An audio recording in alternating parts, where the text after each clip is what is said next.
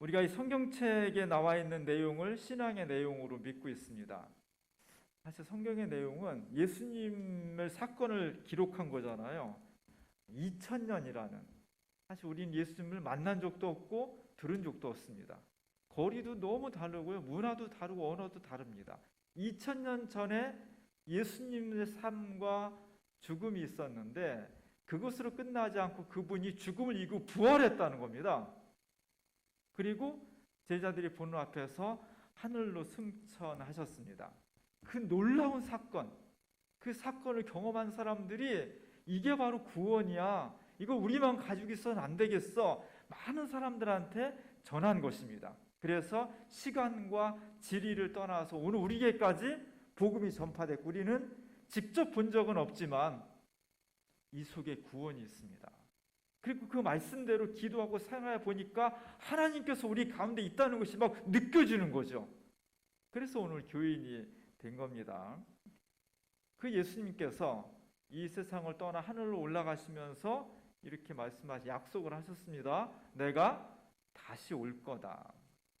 그래서 예수님을 만났던 사람들, 그분을 경험했고 그분을 사랑했던 사람들이 모인 거예요. 왜 모였느냐? 예수님 다시 오시는 것을 영접하기 위해서. 그게 뭡니까?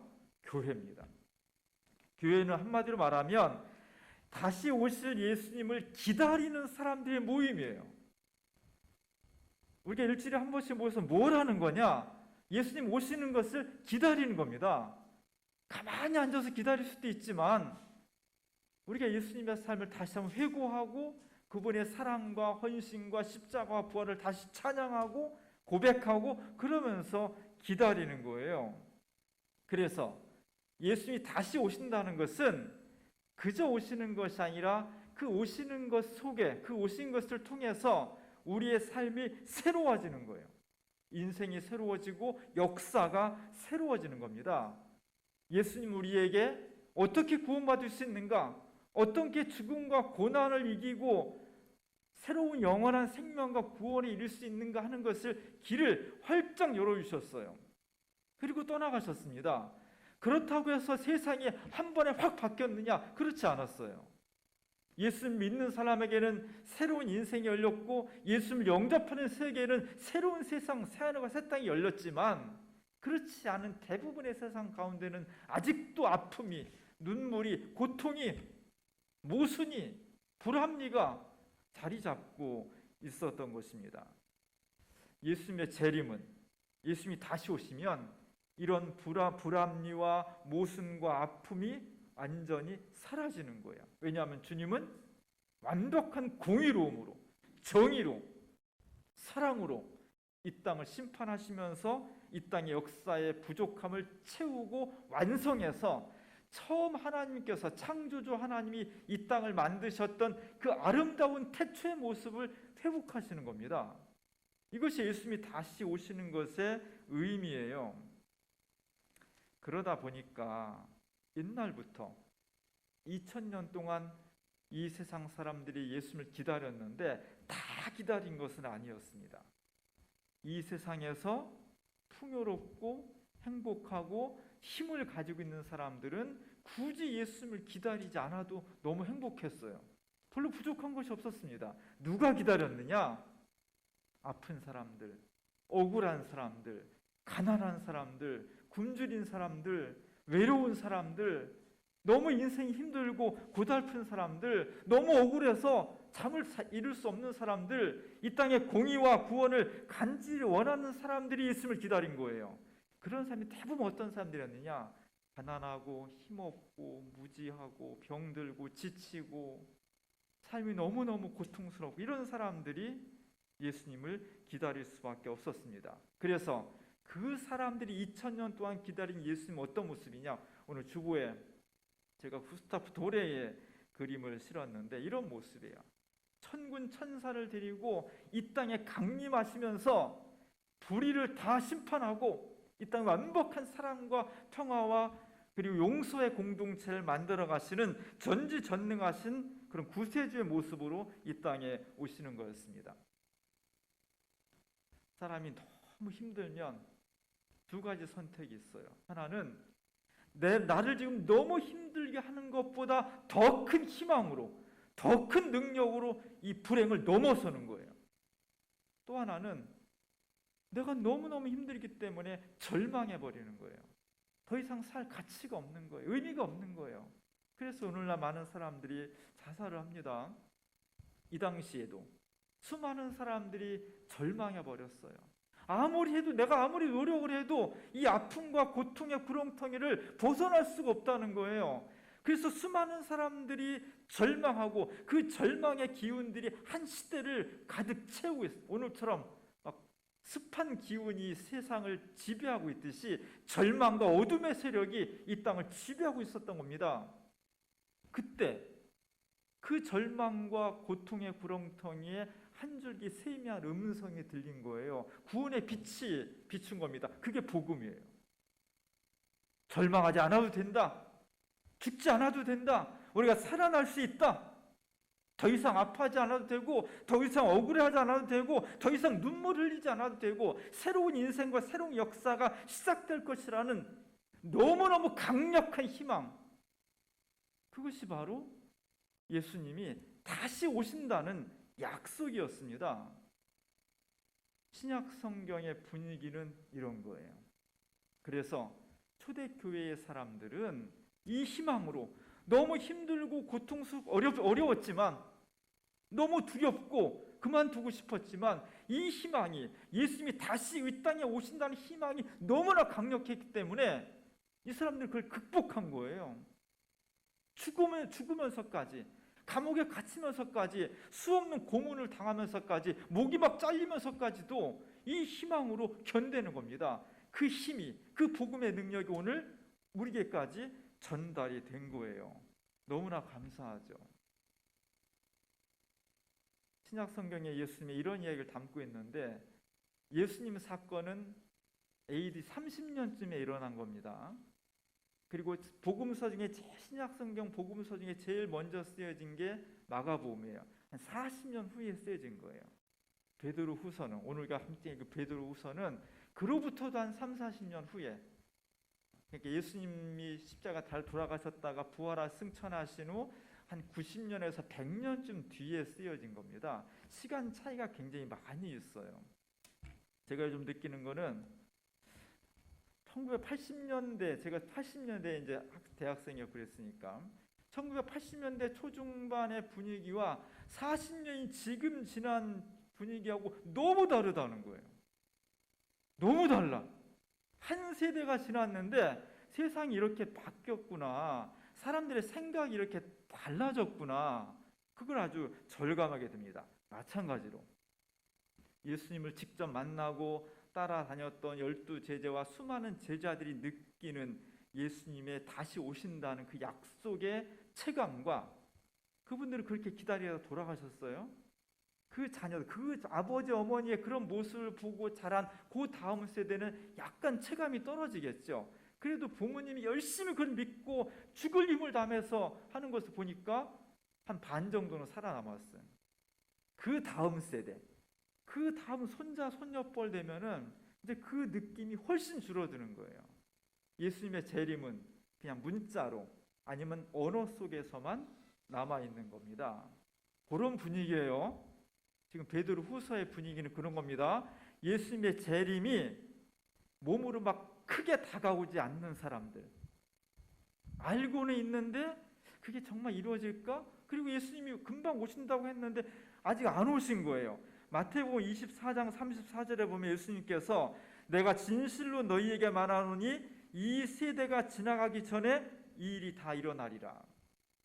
세상이 심판받고 예수님이 다시 오신다는 것이 이 세대가 지나가기 전에 일어날 것이라고 예수님이 말씀하셨어요. 그래서 예수님 제자 당시 사람들이 이걸 확실히 믿었고 이 말씀을 붙들고 살았습니다. 근데 안 일어났어요. 그 다음 세대는 우리 때 일어날 거야. 근데 이 예수님이 오시지 않았어요. 그 다음 세대는 예수님 진짜 오시는 걸까? 예수님 그렇게 말씀하셨다는데 그게 사실일까? 주변에서 막 그거 뭐 거짓말이야, 아니야, 믿지 마, 이런 수없는 유혹들이 있었을 거고요. 그러면서 베드로 후서를 기록한 시대의 신앙인들은 마음속으로부터 의심이 생기기 시작한 겁니다. 예수님 안 오실라나 봐. 예수님 분명히 이 세대가 가기 전에 오신다고 했는데 벌써 3대, 4대가 지나갔는데도 안 오시는 거 보니까 그게 사실이 아니었나 봐. 이런 이야기들이 본인의 내면 속에서부터 밖에서 수많은 이단들로부터 그런 소리가 막 들리는 겁니다.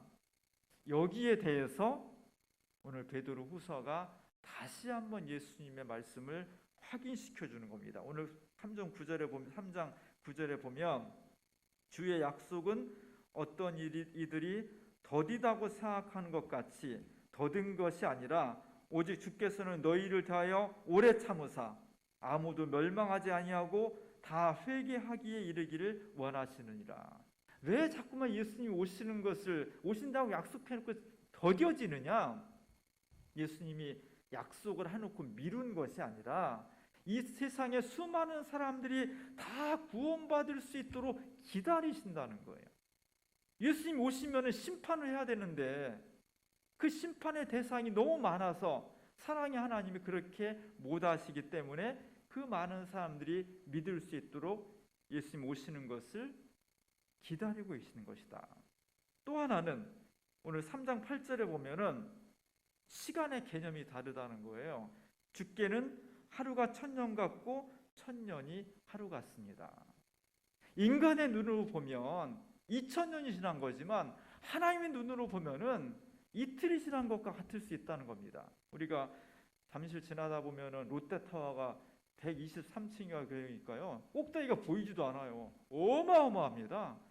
버스 타고 지나갈 때 보는 거라는요. 내려서 그 안에 들어가면요. 야, 이걸 어떻게 졌나 깜짝 놀래요. 그러나 비행기 타고 보면요. 그 집이나 이 집이나 별 차이가 없어요. 123층이나 2층이나 별 차이가 안 느껴지는 거예요. 마찬가지로. 우리는 어마어마하게 긴 시간이었는데 하나님께서 보실 땐 그 하루 이틀이 2000년, 1000년, 2000년이 하루 이틀과 같다는 것입니다. 그렇기 때문에 예수님 안 오시나 봐. 우리가 아무리 기다려도 안 오시나 봐. 그렇게 하지 말고 확실한 믿음 가운데에서 굳건한 신앙 위에서 예수님이 다시 오셔서 이 땅에 눈물을 닦아주시고 불의를 심판하고 온전한 세상과 인생을 새롭게 만들 것을 확신하면서 그 믿음으로 기다리라는 것입니다. 인류 역사를 보면 한 200년 전까지는 예수님이 다시 오신다는 이 신앙이 그래도 많이 받아들여졌어요. 기독교 신앙은 처음이 있고 끝이 있습니다. 직선적이에요. 인간이 태어남이 있으면 죽음이 있는 거죠. 마찬가지로 세상도 온 우주 전체도 태어남이 있고 태초가 있고 끝이 있다는 이게 기독교 역사관이에요. 이것이 200년 전까지는 그런 대로 잘 받아들여져 사람들이 크게 의심을 하지 않았습니다. 200년 전쯤 19세기부터 현대 전 세계를 주름잡게 되는 사고방식이 유럽에서 나왔는데 유럽의 사고방식에 두 가지 이제까지 영향을 미치는 두 가지 큰 사고가 생겨요. 철학이 생겨요. 첫 번째는 진화론이에요. 진화론은 이 세상에 수많은 동물, 식물, 곤충, 별의별 생명체가 다 있는데 처음은 아주 무기질 같은 단세포였다는 거예요. 그게 계속 발전해가지고 영혼을 가지고 있는 인간까지 발전하게 되었다. 생명체는 계속해서 발전한다는 겁니다. 두 번째 19세기에 또 하나 중요한 사상이 생겨났어요. 그것은 헤겔이라는 사람하고 마르크스라는 사람이 만든 것인데 세계 역사는 계속 발전한다는 거예요. 정이 있으면 반이 있고 합이 생기고 또 거기에 반대가 있고 또 합이 생기고 계속 역사는 끊임없이 발전한다. 그 끊임없이 발전하는 세계의 모습이 공산주의다. 인간이 만들 수 있다. 이 사상이 전 세계에 낙관주의를 심어준 거예요. 세상에 종말이 어딨어. 인간은 위대하고 끊임없이 발전하는데 생명체도 요만한 단세포에서 인간까지 엄청난 발전을 이뤘고 세계 역사도 끊임없이 발전한다는 사상이 전 세계의 상식이 되어버린 겁니다. 상식은 대단히 중요한, 상식은 공기와 같아요. 공기가 맑으면 건강이 그냥 반은 얻은 거죠. 공기가 탁하면 건강을 반은 잃어버리는 거예요. 마찬가지로 그 시대의 상식이 뭐냐가 대단히 중요해. 200년 전까지는 예수님께서 다시 오시고 이 땅에 심판과 종말이 있다는 것이 적어도 기독교권과 유럽과 그 영향권에 있는 나라들에서는 그냥 상식 같은 거였어요. 근데 19세기부터 진화론과 낙관적 과학주의와 사회주의 사상이 일반화가 되면서 이 상식이 바뀌어버린 거예요. 종말이 어딨어.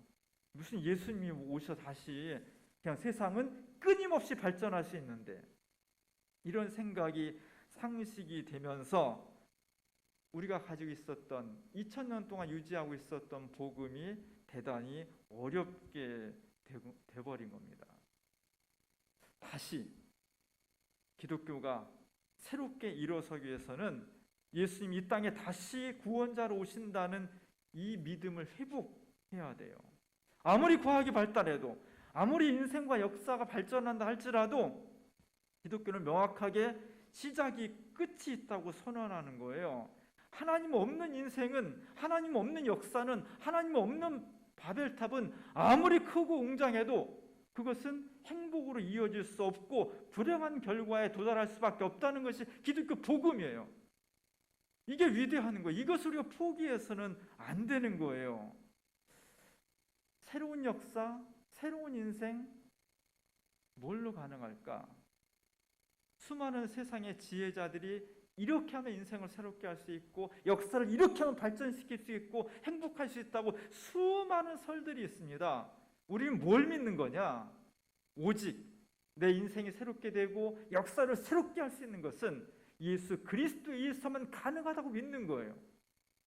그 믿음을 우리가 성경으로부터 전승받은 거예요. 그걸 내가 받아들인 겁니다. 그것이 너무나 중요한데 200년 전까지에 비하면 지금 우리가 그 믿음을 갖기가 대단히 어려운 시대를 살고 있는 겁니다.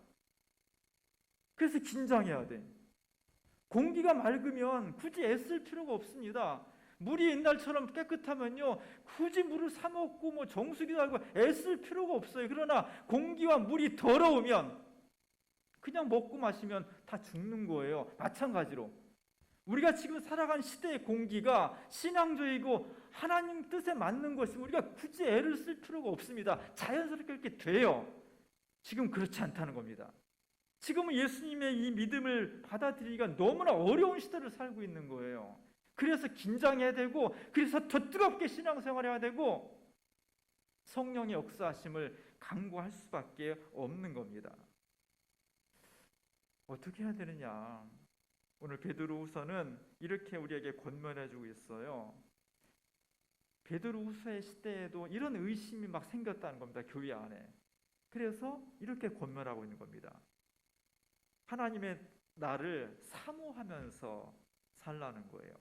오늘 베드로후서 3장 12절에 보면 하나님의 날이 임하기를 바라보고 간절히 사모하라.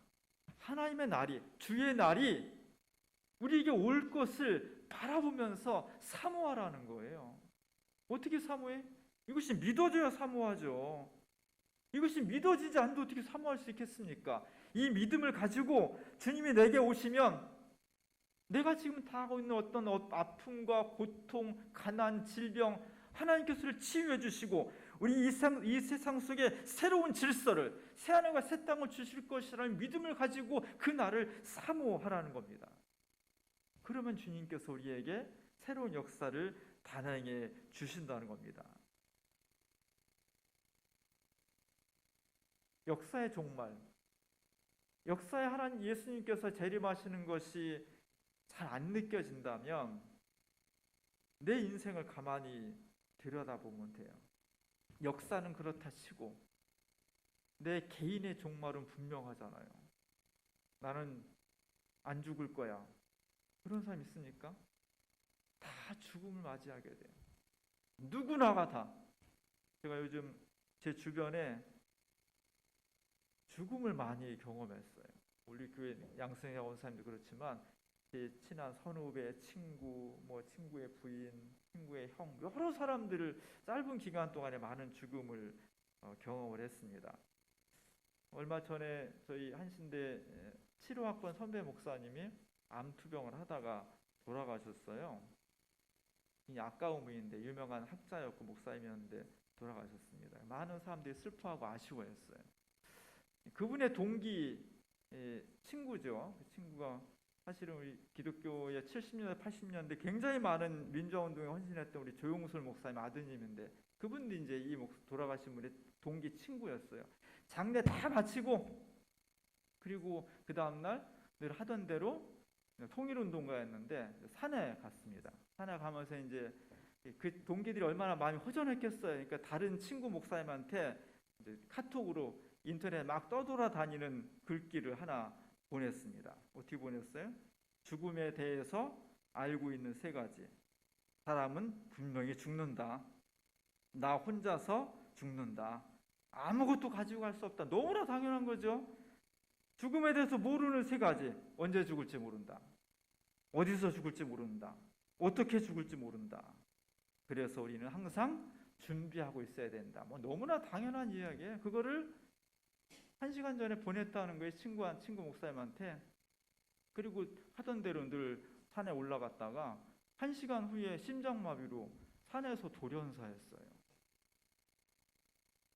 아무도 알 수가 없는 거예요. 이 글귀를 모르는 사람이 없지만 우리에게 다가오는 종말이라고 하는 것이 정말 도둑같이 다가오는 것이고 이것을 정말 우리가 깊이 받아들이면서 늘 준비하고 있는 사람이 지혜로운 사람이에요. 나는 내가 직접 경험하면 알겠다. 그럼 죽어야 돼. 바보 같은 사람이죠. 지혜는 뭐냐? 내가 직접 경험하지 않았지만 간접 경험을 통해서라도 그것을 자기 삶에 끌어들이는 사람이 지혜로운 사람이에요. 우리의 삶의 끝이 내게 언제 다가올지 모르는 거예요. 어떻게 다가올지 모르는 겁니다. 그래서 언제 다가올지 모르기 때문에 뭘 준비해야 되느냐? 오늘 3장 11절에 보면 너희가 어떠한 사람이 되어야 이러한 사람이 되어야 마땅하냐? 거룩한 행실과 경건함으로 살아야 된다. 주님이 우리에게 다시 오시는데 우리를 정말 새로운 생명으로 인도하시고 내 인생과 역사를 새롭게 심판하시고 구원하실 분으로 다시 오시는데 그분이 언제 올지 모르니 도둑같이 오는데 언제 올지 모르니 우리가 항상 거룩한 행실과 경건함으로 살아야 된다. 이걸 얘기해주고 있는 겁니다. 2000년 전의 말씀이지만 우리가 이것을 기억해야 돼요. 마음에 깊이 간심해야 됩니다. 연세 드신 분도 그렇고 젊은이들도 그렇고 우리의 삶 어떻게 살아야 될지를 정말 진지하게 고민하면서 살아야 됩니다. 오늘 맥주감사주일인데요. 사실 맥주감사주일은 농경사회에서 보리 추수를 한 다음에 그 추수한 걸 가지고 추수감사절처럼 감사드리는 거예요. 21세기 대한민국 사회에서 산업사회도 넘고 지식정보화 사회에서 다 컴퓨터로 일하는 사회에서 보리 추수 아무런 관련이 없어요, 사실은. 그러나 시기상으로 일년이라는 시간이 우리에게 살고 있는데 절반 정도 해서 한번 뒤를 돌아다 보는 겁니다. 내가 6개월을 어떻게 살아왔는지, 앞으로 6개월을 어떻게 살 것인지, 크게 보면 내 인생 이제까지 돌아온 발자국을 한번 돌아다 보고 앞으로 남은 삶을 어떻게 살 것인지를 다시 한번 곰곰이 따져보고 고민해보고 기도하는 기회로 삼자는 거예요. 이제까지 6개월 동안 우리의 삶 속에 하나님께서 임재해 주셨고 우리의 삶을 지켜주셨습니다. 너무 감사하고요. 남은 6개월 동안 어떻게 살 거냐? 하나님께서 우리에게 다가오시는 것이 언제 올지 모릅니다. 아무도 모릅니다. 어떻게 올지 모릅니다. 그러나 그 믿음을 가지고 정말 주님 앞에 두렵고 떨리는 심정으로 내가 주님 앞에 지금 당장 간다 하더라도 하나님께서 지금 이 순간에 우리의 역사와 내 삶 속에 임재하신다 할지라도 준비를 하고 있어야 됩니다. 신앙인으로서 그날을 사모하면서 경건하고 온전한 삶을 살기 위해서 최선의 노력을 다할 때 우리 주님이 우리를 구원의 자녀로, 행복의 자녀로, 생명의 자녀로 영접해 주실 것입니다. 감사한 마음으로 6개월 보내고 새로운 6개월을 믿음으로 활짝 열면서 이 음울한 시대에, 이 하나님 없이 살아가는 심판의 시대에 우리에게 다시 다가오실 주님을 믿음으로 바라보고 사모하면서 경건함과 거룩함으로 살아갈 수 있는 우리 모두가 될 수 있기를 주님의 이름으로 간절히 축원합니다. 기도하겠습니다. 은혜로우신 하나님, 우리는 주님의 약속을 믿습니다. 언제 어떻게 오실지 모르지만 다시 오실 것이란 주님의 약속을 사모하면서 그 믿음을 가지고 이 불신의 공기, 죽음의 시대를 넘어설 수 있도록 인도하여 주시옵소서. 주의 날을 사모하는 사람들, 경건함과 거룩함으로 살면서 주의 오심을 예비하는 사람들, 언제 닥칠지 모를 도둑처럼 다가올 주님의 날을 바라보면서 믿음으로 승리하는 저희 모두가 될 수 있도록 도와주옵소서. 지나간 반년을 인도하신 주님께서 앞으로 2021년도의 후반기에도 함께 하셔서 믿음으로 동행하며 주님을 힘차게 따라갈 수 있는 우리 모두가 될 수 있도록 함께하여 주옵소서. 예수님의 이름으로 감사하며 기도합니다. 아멘.